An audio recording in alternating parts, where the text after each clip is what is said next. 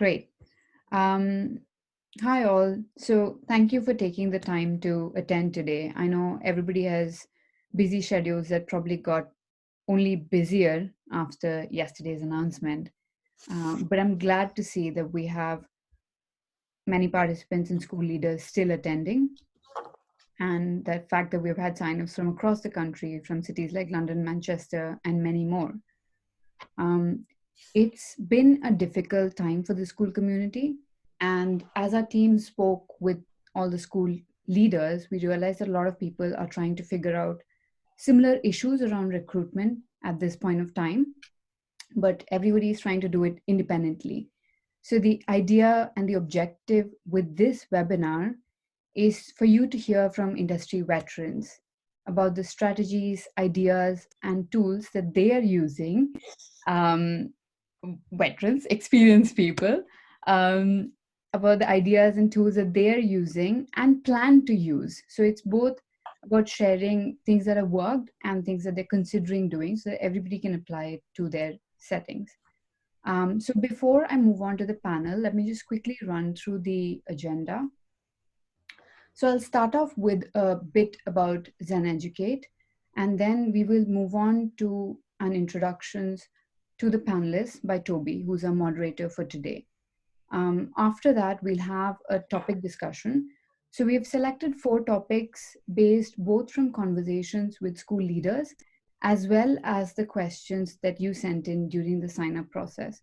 So thank you for sending in those questions because that helped us to prioritize the topics that we will be covering today. Post that, we will have a live Q&A. So throughout this webinar, you can submit questions using the Q&A box. And towards the end, our panelists will take the time to go through and answer these questions. I'll also be monitoring the chat separately. So if you have any other queries, just let me know on that. Great. So a little bit about Zen Educate and what we do. So my name is Anjali. I head marketing at Zen Educate. And we are an online staffing platform and social enterprise that connects schools and supply teachers directly. We have eliminated the traditional high agency fees, and till date, we've saved schools over 1 million in fees. The way we do this is via our online platform that allows us to operate like a much more transparent and efficient business model, right? And I'm sure for a lot of you that have dealt with agencies, there's a lot of steps in the process. So the idea with Zen is to simplify that and offer you all the choices you have through an easy to access platform. So we also give schools the independence via the platform to be directly able to curate your pool of teachers from our bigger pool of verified candidates.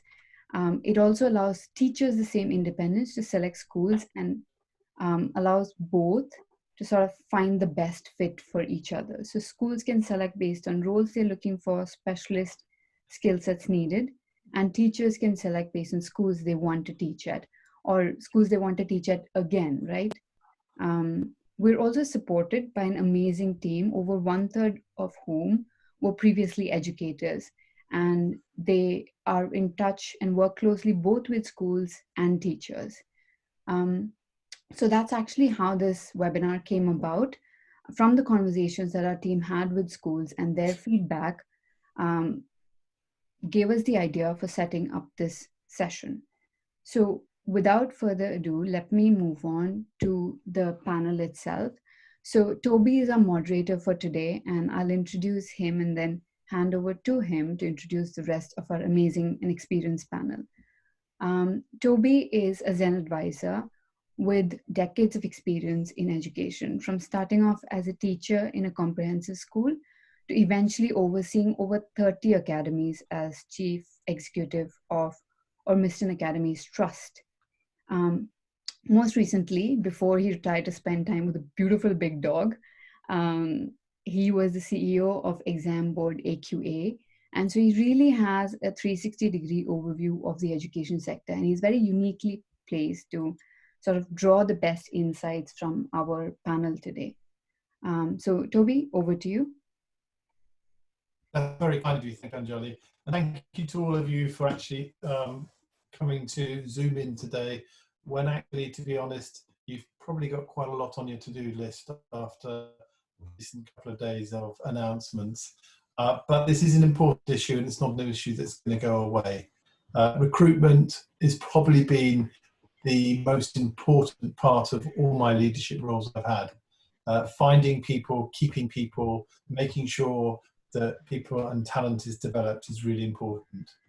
Many of you will remember Sir Michael Barber, who was at one stage Tony Blair's head of the Prime Minister's Delivery Unit, and he famously said, no school is any better than the quality of the teachers and staff within it.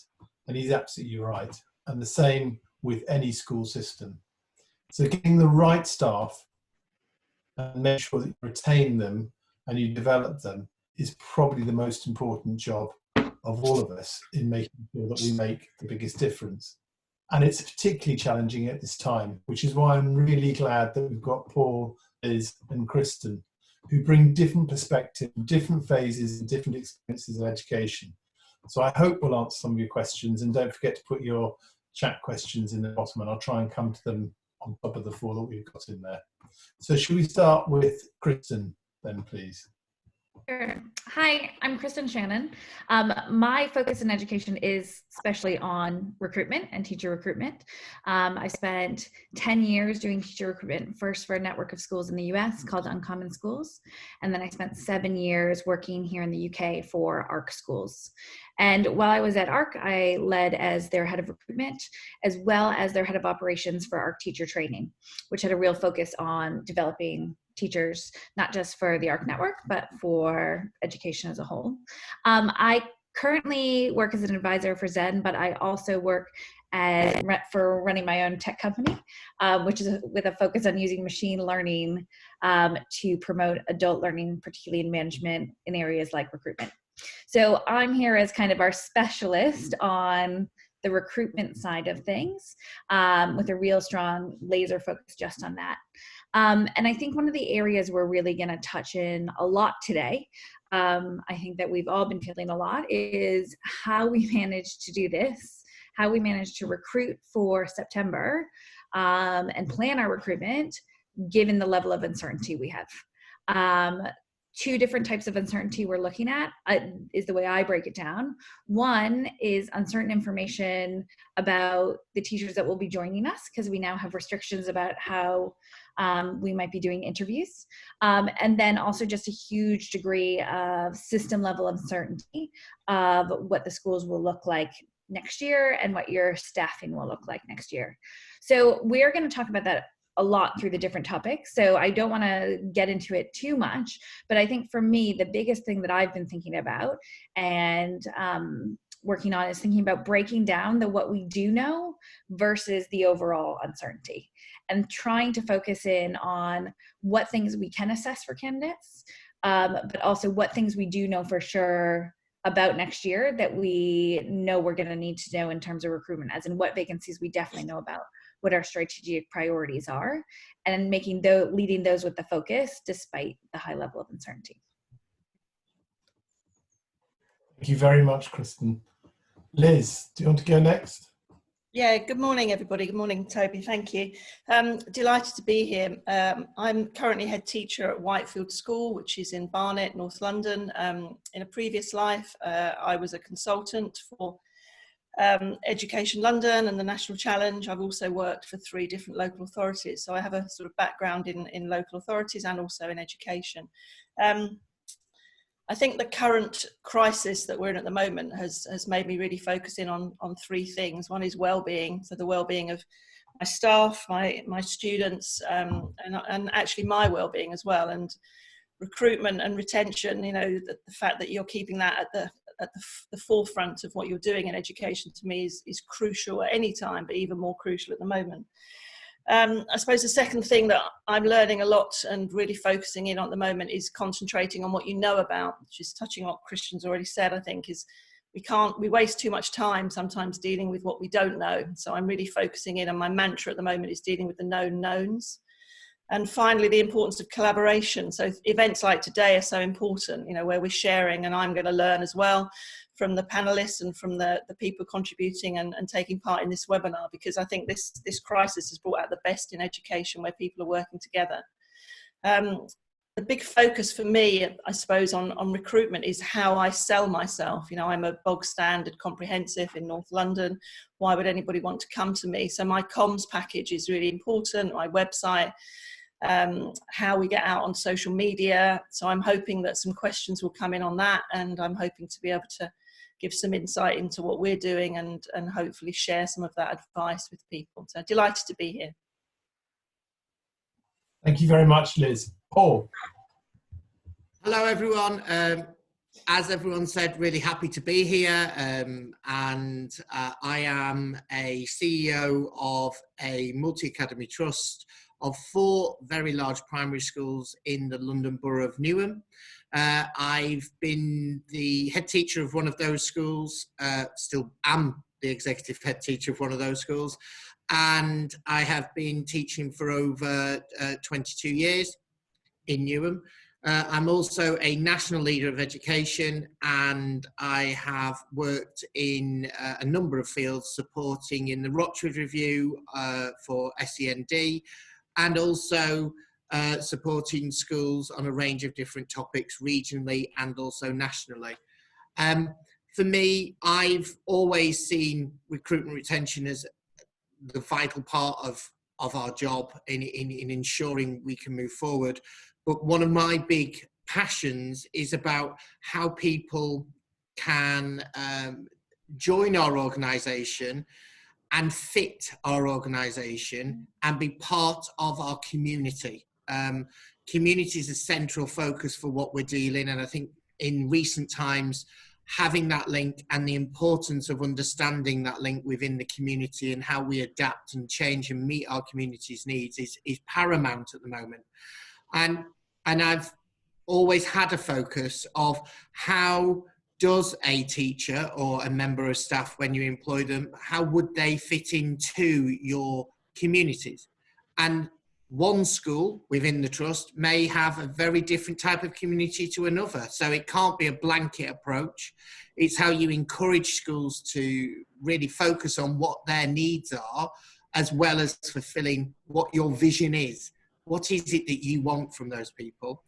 And also passionate about how we can support NQTs and experienced teachers as they move forward with this. And we've been doing a lot of work of our plans for how we want to work with newly qualified teachers who may not have fulfilled their whole year's practice, or students, and how we can move forward in delivering effective professional development to support them, because they will not have had the experience as others, but really focusing on what are the next steps for them and how we can support them over the coming year. So hopefully there's some advice there. Again, I love to listen to lots of different views and learning from other people. This is a collaboration, and that's the best way we can move forward in doing this. So I look forward to hearing people's views, and hopefully I can help in some of the areas that will be coming up today.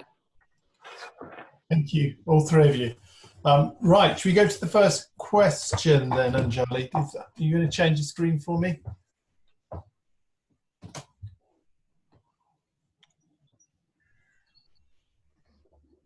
Brilliant. No? Go. Yeah, oh yes, sorry, yes. Yeah, go on, you go ahead, Anjali. Okay, cool. So can for everybody who's attending on the panel right now, can you submit questions on the Q&A box rather than the chat box, because it's easier to monitor and for Toby to pick which ones to answer. And if you'd like to ask a panelist a specific question, just mention them in the question itself and Toby can pick up on that. Cool. And I'll try and do my best. We might not be able to get all of them done, but we will. Yeah. If we go through the set questions that are being filtered from the ones that are coming first, and to be fair, it's not like Boris Johnson at 5 o'clock. They haven't been given lots of pre-warning. So I have no idea who's going to say what. So we'll wait and see. But there's the question: how can school leaders best plan for recruitment during this time? And this time is the time of uncertainty, but also of time during lockdown and whatever the future might bring, when it's going to be harder to recruit to the traditional timescales and timelines. And yet, as we all know, the deadlines and the notice periods remain much the same. So it'd be useful to share, and if you've got ideas, put them in the Q&A box as well, so that you can share them with others. So should we start with you, Liz, and any answers to that question? Yeah, thanks, Toby. I think what's going through my mind at the moment is whether I can have any flexibility on any of the deadlines. I know some of my staff were thinking about leaving. I had 3 members of staff who were going travelling, for example, which is very common in London schools in particular. Now they do a few years with us, and then they get itchy feet. So I had 3 young staff who were off to lovely sunny climates travelling. Now I don't know whether they're still going. They don't know whether they're still going, and whether they can tell me by May the 31st. I think it's going to be difficult for them. So I've got to make some decisions about whether I do stick rigidly to those deadlines. I'd like to try, because obviously timetabling and things is going to be very difficult if I don't know my staff, but I think I have to have that sort of flexibility in the back of my mind. So I suppose that's one thing. I suppose during this time in particular, I'm thinking about planning for post June the 1st. And then I'm trying also to think at the same time about post September the 1st. And I suppose it comes back to my original point, you know, it's concentrating on the known knowns. I know what's going to happen on the 1st of June-ish, possibly, probably, but I don't really know what's going to happen on the 1st of September. So at the moment, I'm planning as if I've got normality with my timetable. The only difference that I have made is we've made a decision that Year 7s, I'm a secondary school, the Year 7s will have their induction period probably for the first half term, if not longer. You know, we're a school that usually have brought children in for at least 3 days induction, as well as various afternoons throughout the summer term. You know, we've had a massive program of induction. We've also had a summer school, 2-week summer school, where most of the children will qualify because most of them will be pupil premium children, and most of them come in for a 2-week summer school, so they will have lost all of that. So at the moment, I'm busy thinking about how I can plan for induction of Year 7s at the same time as getting my timetable set, because I don't want to pull off my teaching staff to deliver induction sessions. So I'm thinking about whether I bring in additional supply staff during that time, that 6 weeks, so that I can keep my teachers happy. You know, I'm not expecting them to do too much extra. I think that one of the things that really worries me is that teachers are going to have to be working flat out to catch up on the lost learning. And then I suppose I'm also trying to plan, we've got a 6th form, so I'm trying to plan for the induction of Year 12s as well. Because again, we would have had Year 11s doing taster lessons, doing induction over the summer, coming in through a 3-day induction in September. So for me, it's sort of the longer term planning at the moment is in those, I suppose, almost 3 groups: 1st of June, 1st of September, and then possibly post half term, where maybe, just maybe, we'll go back to some sort of normality. But again, overarching all of this is that we don't know. If we did, I'd do the lottery. We don't know what's going to happen. You know, things could change dramatically. We could have a second spike and this could all be put back. But at the moment, I'm going to carry on. So therefore, in terms of coming back to recruitment, I sort of know the gaps. You know, I've got 2 vacancies. We've got adverts out. We're interviewing next week. So I'm going ahead with that the best I can. So I suppose that's it. A bit of flexibility and forward planning, but perhaps in stages. So that would be my initial comments, Toby. Yeah, I'll come to you in a minute, Kristin. I just want to ask a follow-up to Liz. So when you're interviewing, you're presumably doing that at the moment, it would be planned on video. Yeah.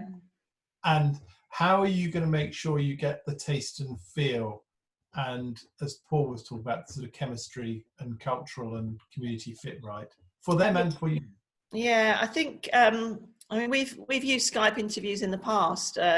When I worked in Essex, we used Skype interviews a lot, actually. We got a lot of really good staff across from, you know, Australia, New Zealand, and we always relied on Skype interviews. So I think lots of schools will be quite experienced at using Skype or using whatever, you know, whatever medium. other mediums are available. I don't want to advertise one, you know, Zoom, whatever you're going to use, Google. So I think teachers are experienced at that. I'm going to ask quite searching questions when I interview them face to face. You can learn a lot. You know, people always say that you can learn so much from somebody within the first 2 minutes of meeting them, and I'm a firm believer of that. But then I suppose we're also going to have to rely on some flexibility. You know, I'm quite interested in thinking about the temp to permanent option that I know Zen are offering and other agencies are offering, where we might consider taking some people on a temporary contract or even on a day-to-day contract, because they've got to fit. It's got to fit both ways. You know, they've got to fit in with us, and we've got to like what we get. So I'm touching on loads of different issues here, and I'm sure we're going to expand on all of these. But it's that flexibility again that I want. So I suppose, yeah, I can rely on my ability to judge people, ask the right questions, allow people to talk and be themselves. You know, I can always support people with any gaps in their CPD or any gaps in their knowledge. What I can't do is change someone's personality. So their personality hopefully will come across in interview, whether that's live or whether that's via these crazy laptops that we're all sitting in front of at the moment. I think people's personality doesn't always change. I think it's going to be quite nerve-wracking for the candidates as well as my senior team who will be doing the interviewing. It's not easy to work through this medium. So yeah, we'll probably get it wrong a few times, but we'll persevere. Right, thank you. Kristin, sorry. Yeah, no, not at all. I think one of the things that Liz has said that I think is really, really valuable, this focus on the known knowns.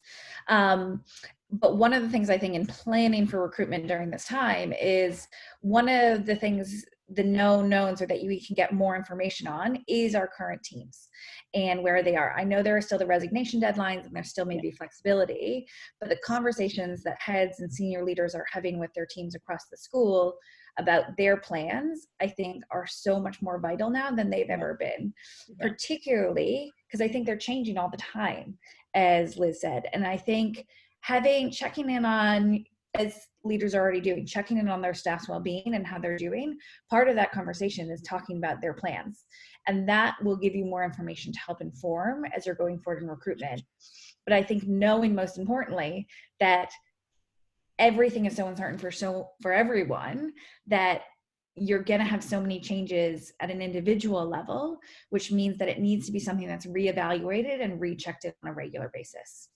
So thinking about kind of what you know in terms of teachers that you know have a definite plan. We have a senior leader at the school I'm a governor at who's going to take a senior leader position at another school. That's a definite known.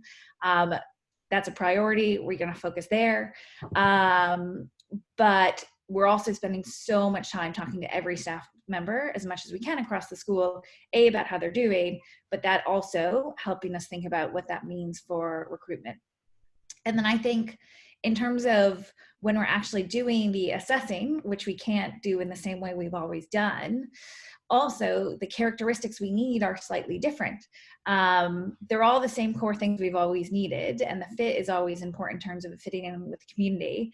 But I think this idea of needing more flexibility is going to be even more valuable too from a candidate perspective. So candidates that have the ability to do multiple things, so at the primary level, teach across your groups, at the secondary level, I mean, multiple subjects, not going to happen necessarily, but also can take on some of those pastoral roles that you need. But in your planning, thinking about candidates and prioritizing candidates that have personally have flexibility and are able to be flexible and work well in that environment, I think could be really helpful at this time. Thank you. There's a couple of chat questions coming, and I'm going to ask them now, even though we're going to go on to other ones. Paul, were you going to come in a minute? Yeah. Well, I just ask these questions and see if that ties in, and if it doesn't, then we'll come back. So in particular, and it is an issue for me too, and I, like everybody, I've recruited staff from abroad before, and know the weaknesses and strengths of video conferencing. I can remember a very expensive mistake with a couple from New Zealand who didn't like the Isle of Wight, even though they promised me they did. And ultimately they had to go back and we had to pay their airfare.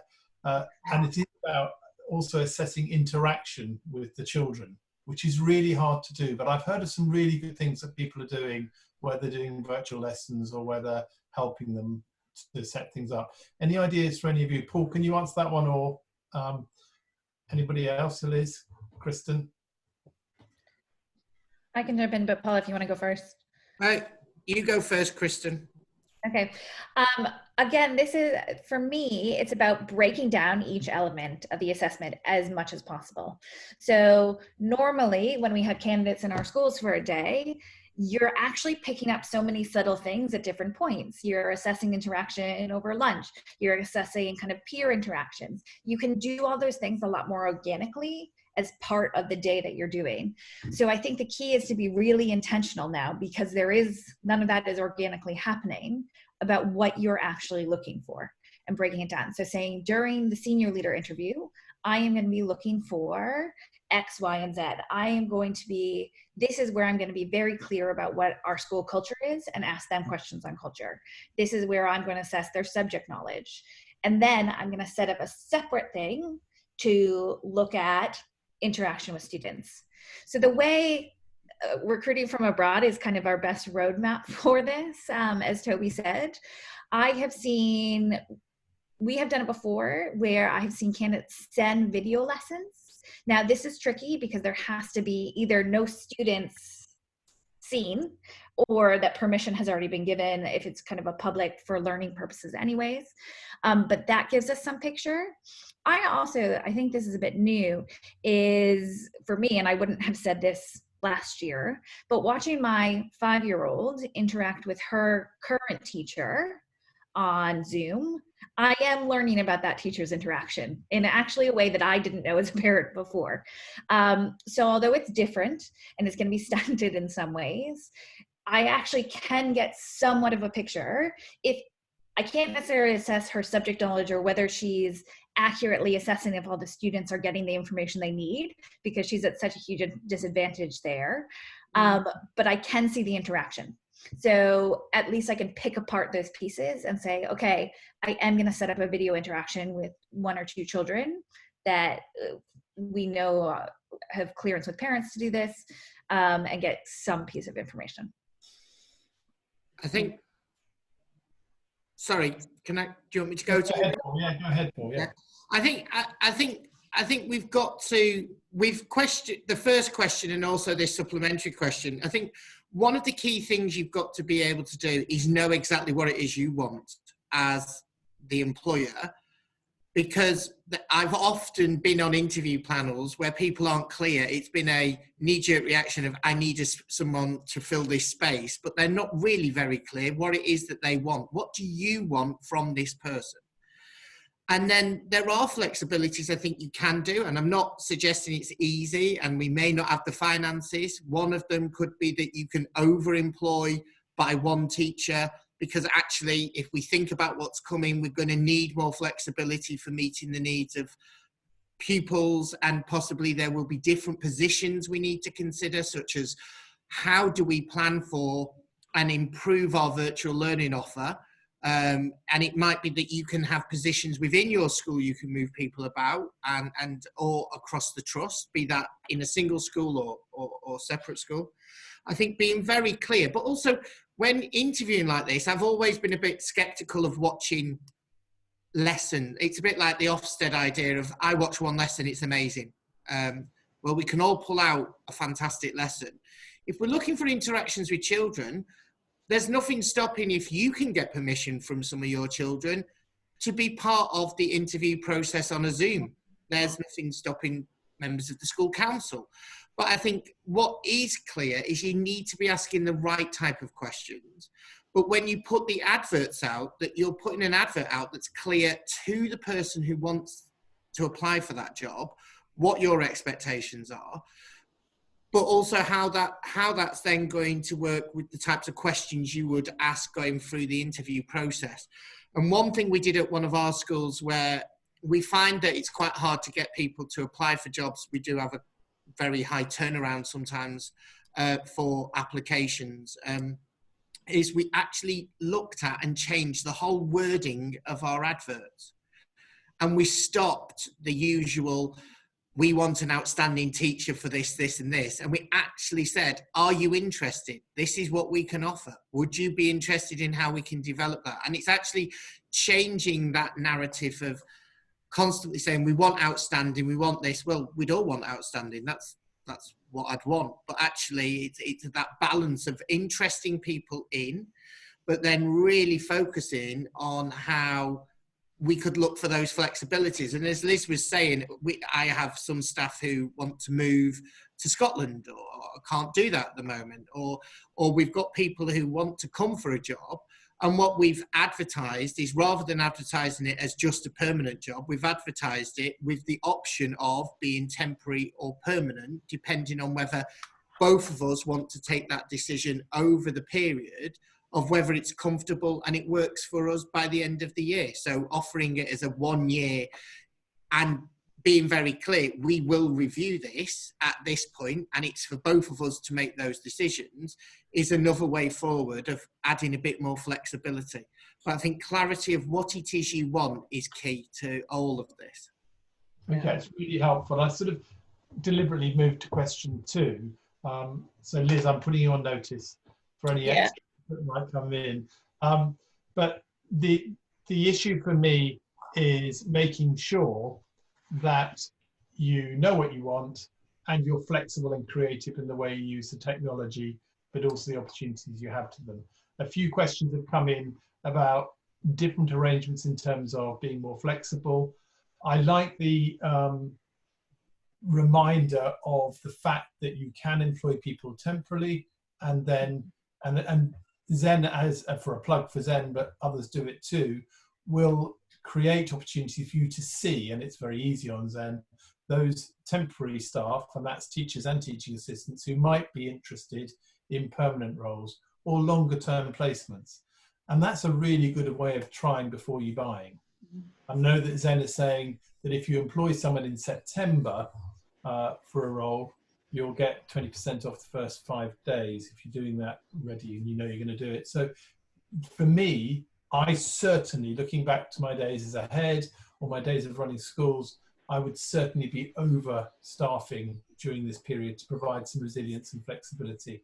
And I think the other thing that we forget as a profession far too often is the 6-month probationary period. It's shocked me how infrequently schools decide not to extend probation if someone they're not sure about, or they themselves are not sure about. And there's an opportunity to do that within contract. There's also an opportunity to try someone and before the 6 months say this isn't working out. We tend to think we're employing someone permanently and they're there forever and a day, and that's not actually the case. And I really like the reminder from Kristin that actually now's the time to talk to your staff. There was one question that came in, particularly to Liz and Paul, about how do you ensure the well-being of your staff at this time? And I think talk, and listen to each other and what they need to say. And I think this crisis is going to change some people's perceptions of what they want to do and when they want to do it. Yeah. So in answering our questions now, let's not forget that we've got people online who are teaching assistants too, who seem to have a renewed relevance now. I mean, they actually got a mention in the government guidance last night, which is probably a first. But Liz, do you want to add on to the second part? What are some of the other strategies and tools for planning recruitment virtually? Or anything for that question? Yeah, I think personally, some of the things which you've just gone through, Toby, would be crucial for me. I think I would actually, I suppose I'm in a lucky situation that I don't need a lot, I haven't got a lot of vacancies to fill. And if I was in a school that did have a lot of vacancies to fill, I probably wouldn't have the luxury of saying this. But if I just had a classroom teacher position to fill, I wonder if I would fill it at the moment with a permanent person. I wonder if I would want to do that. I think we're lucky. We train a lot of PGCEs, so I would be very keen at looking at people that I know very well. And obviously we've got a couple of PGCEs lined up who I'm hoping that will apply for a couple of vacancies that we might or might not have. So I suppose it's going back to the known knowns again, even from the fact that I know these people, I train these people, I know what they're capable of, I know how they fit back to previous points, you know, they do need to fit with the school as much as the school fits with them. So I suppose relying on people that we have some experience of is probably my first luxury that I would try to follow up on. So that's trainees or previous temporary staff that we've had, or even staff that have worked in the school before, gone off, and then might put an application in. So I suppose I'd sift through those first. If I haven't got that option, really like the idea of involving the students in the Zoom chat. From the biggest decider on staff interview days, you know, they can say so much so quickly about the candidates. So I think great. The question is, you simply can't assess new teachers easily remotely, but then again, as has already been said, you can't really assess them when you get them to do some dodgy one-off lesson on an interview day either. So what's the difference, really? You know, you can see how they interact, which for me is far more important. You know, because they don't know the children, you can tell them the topic, you can give them the data art, you can do all of, but actually that doesn't really give you a really good picture. So again, it comes back to, I think, what Toby's already said as well, is about the questions that we ask. You know, we've got to really tease out that person is going to fit us.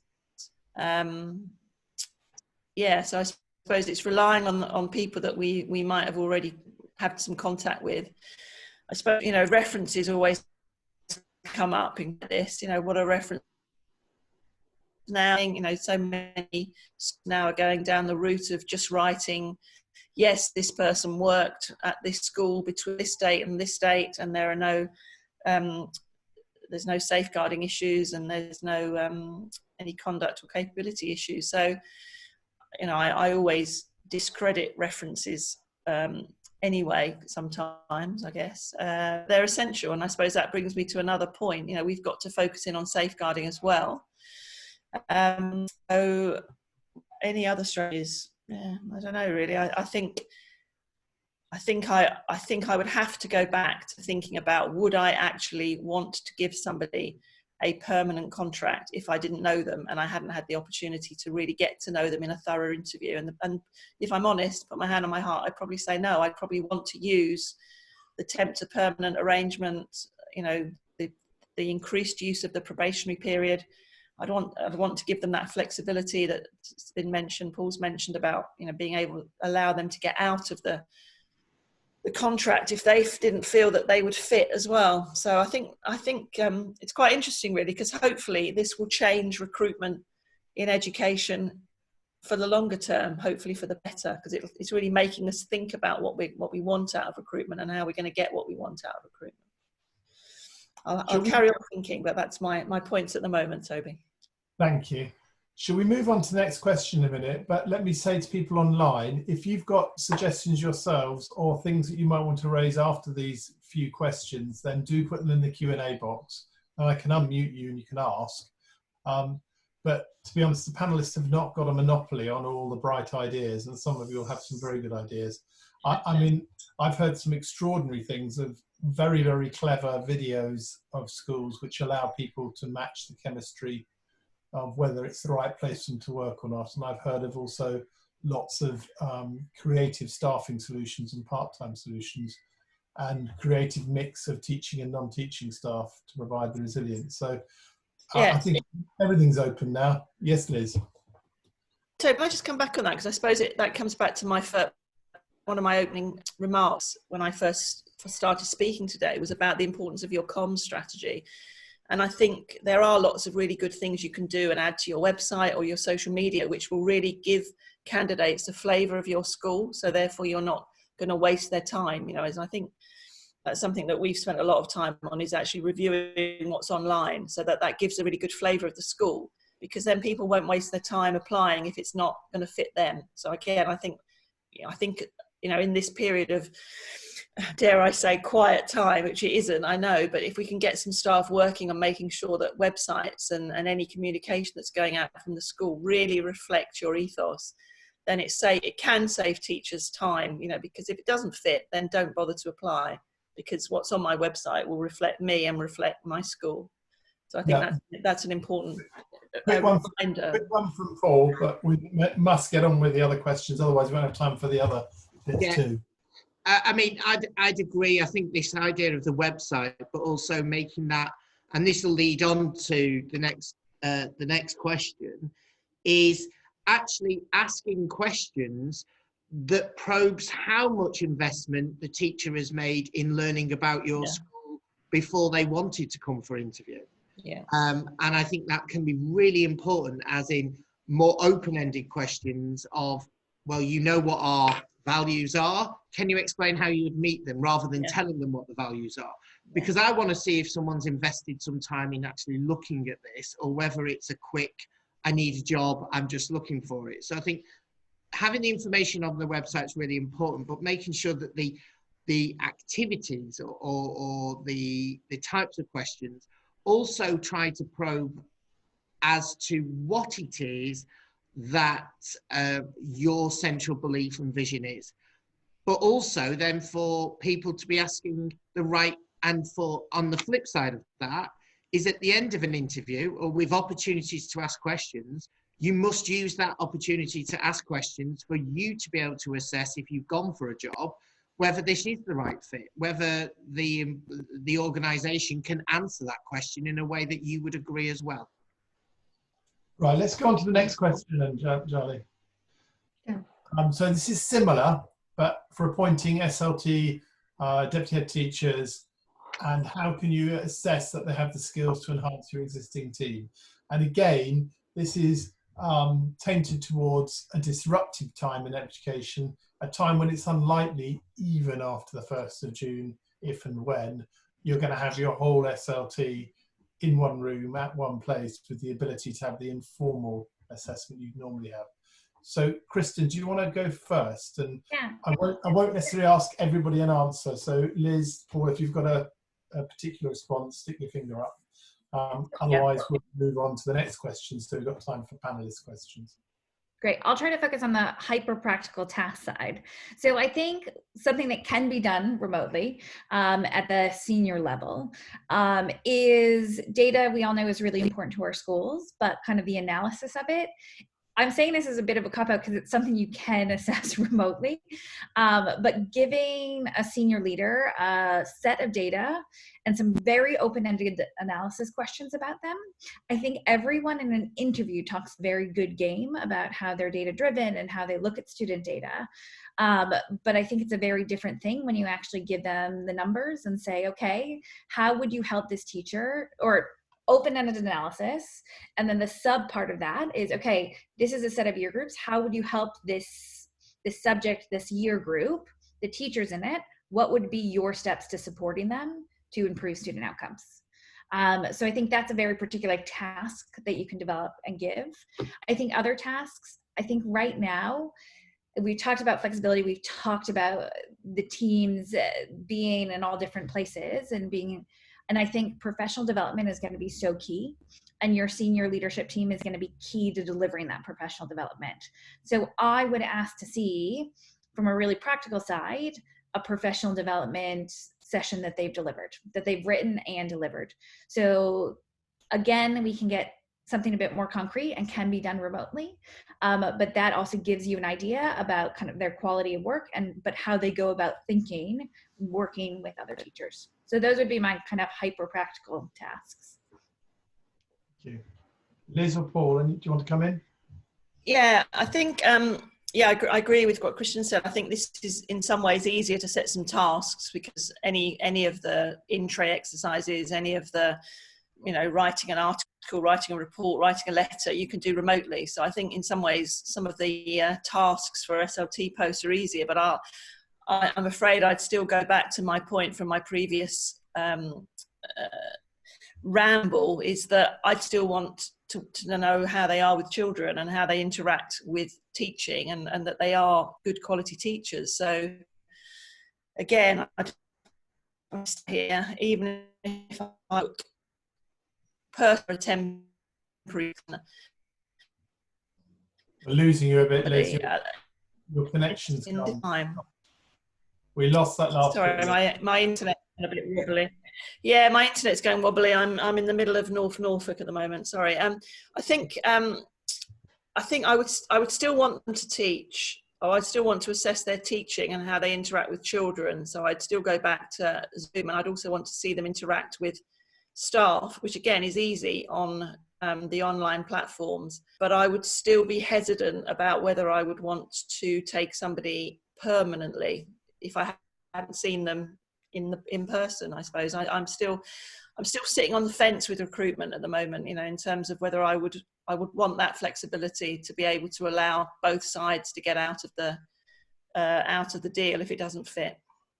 All right, thank you. Now, a couple of resources that might be useful for people who are online.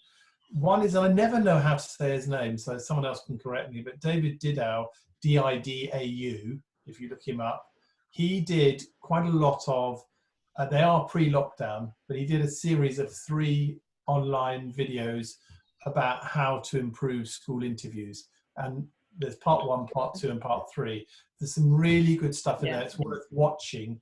It's very relevant to how to do it. And it does talk about tasks, and it does talk about getting beneath the spin.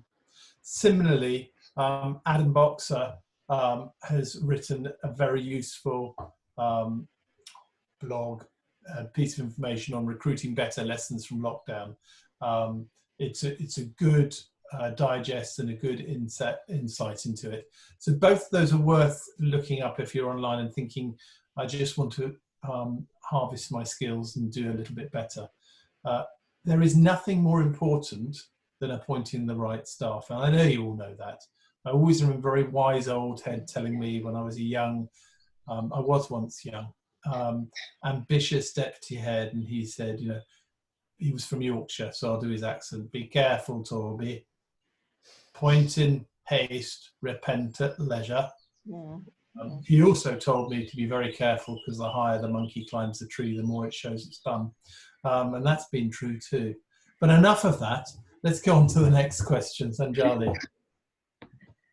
There you go. So how to recruit high quality specialist staff, especially SENCOs and SEN and specialist teaching assistants. These are the youngsters who have been most disrupted.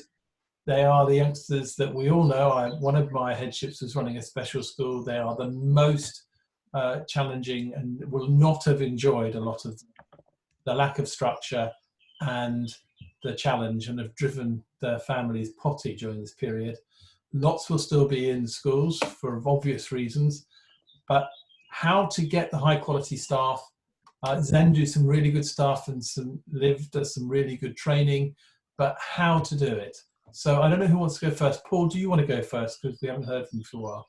Okay. I think in terms of SENCOs and SEN staff, I think getting an understanding of their knowledge of the code of practice is essential, and also their knowledge of current changes that have been made to that.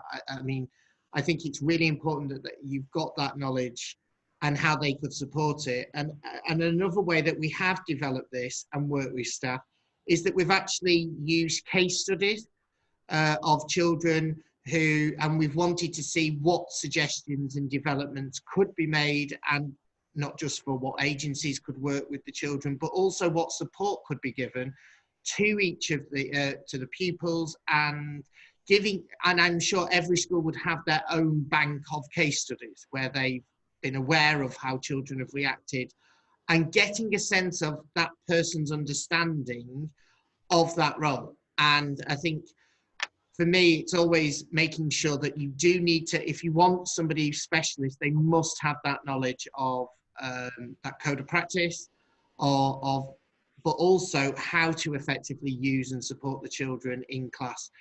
And then obviously another activity is how they would then engage with class teachers, if in mainstream, in supporting how to plan for a child to meet their needs as well. So it's not just directly with, I think the support staff we have and SENCOs, what's been really effective from the work we've been seeing is that actually the children who have been in are flourishing because they have, our ASD pupils have time and space to actually develop in life skills. And I suppose, going off the point slightly, my big concern is that when we come back to having 900 children in one building for one of the schools, how do we then make sure that we keep that focus for those children where their life skills and their functional skills have been an essential part that we've developed? So for me, it's an excellent understanding of the code of practice, but also experience and knowledge of what things can help and support not only teachers, support staff, but also,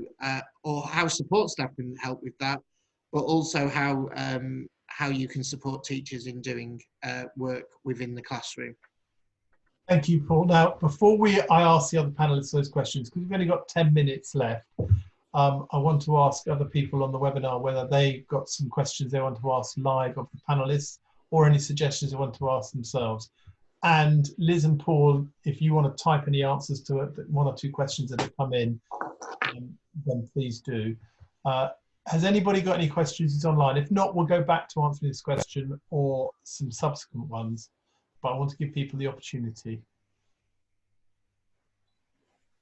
And this isn't where you can normally pick on someone like in class or in a normal conference, so you can just pick on that person. And if you haven't, and you've all gone to sleep or made a cup of coffee, or you're actually planning how to open post-lockdown, then I'll forgive you. Okay, well, the options there and the Q&A box are down there. If you want to, then please do. Liz, Kristin, any suggestions for how to help with the recruitment of high quality specialist staff? Kristin first. Sure. I would say for me, doing years and years of lots of school recruitment and lots of roles, I've always found these roles, the Senkos are some of the hardest roles to recruit. There just aren't, it's a very challenging role and a super multifaceted role because they need to, as Paul said, have a lot of deep knowledge in terms of code of practice. They need to understand how to coordinate across agencies. They need to understand the reports, plus be able to actually do the support for the student.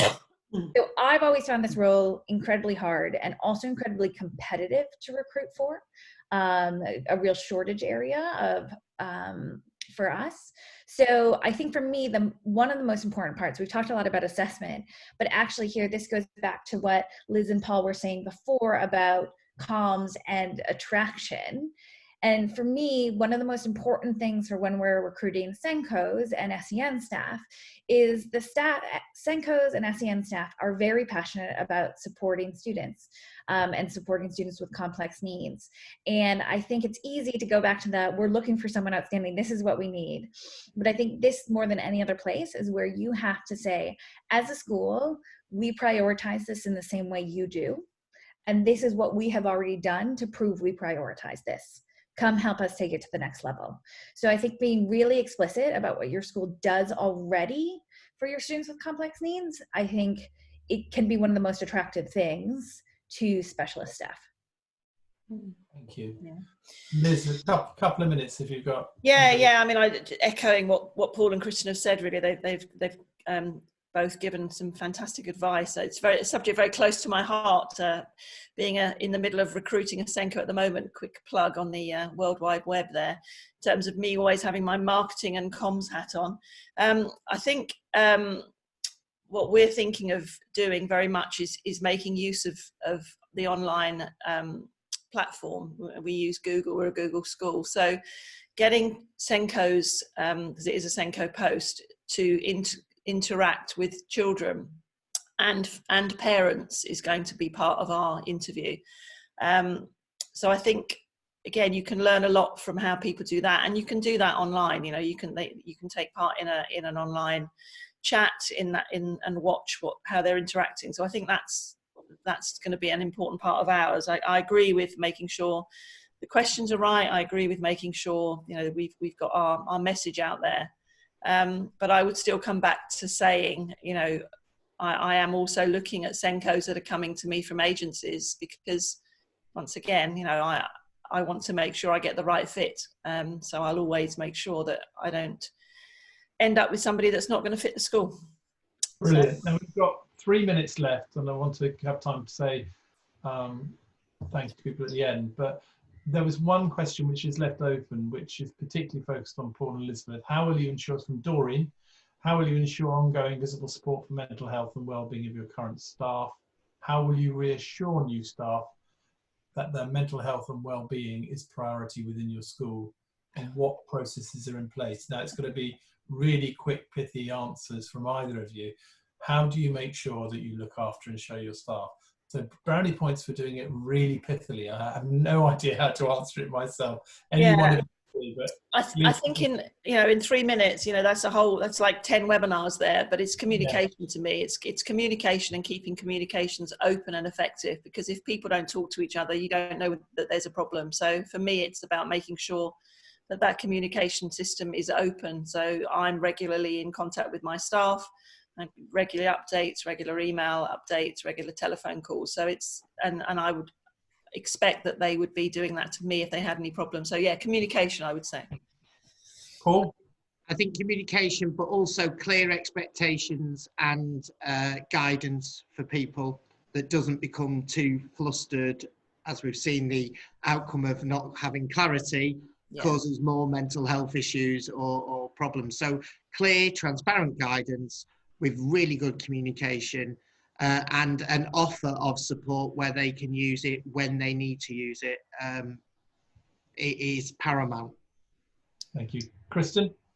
I would just say also part of that communication is communicating that it's a priority for you. So making sure that they know that you're putting resource to it, so that there's maybe support options. We have Place to Be for our students, but they also offer it for staff. So we've increased prioritizing that, but it doesn't mean every teacher is going to take it up, but communicating that it's there and that you care about it as a priority, I think is important. Thank you very much. Now, I want to thank Paul, Liz, and Kristin. I know you've all got other things to do. I also want to thank all of you who did dial in. I thought no one would.